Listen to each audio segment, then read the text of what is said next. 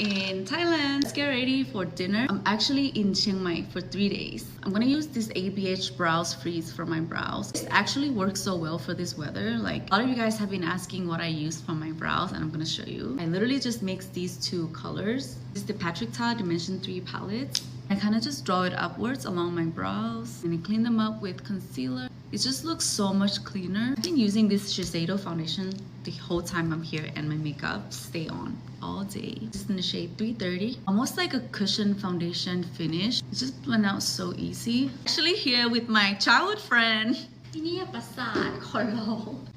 Actually, she's been waiting for 30 minutes. I'm obsessed with this concealer from Makeup by Mario. It does not crease even in this hot and humid weather, and it is pretty full coverage. NYX Wonder Sticks for contour. This is in the shade Universal Light. I've been seeing this technique that I want to try, but to know situation.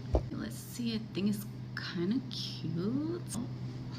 Actually, this is pretty good. Rare Beauty liquid blush in shade Grateful. Huda Beauty setting powder. This is literally like the secret to a long-lasting makeup. I'm gonna try this eyeliner for the first time. It actually looks really thin and precise.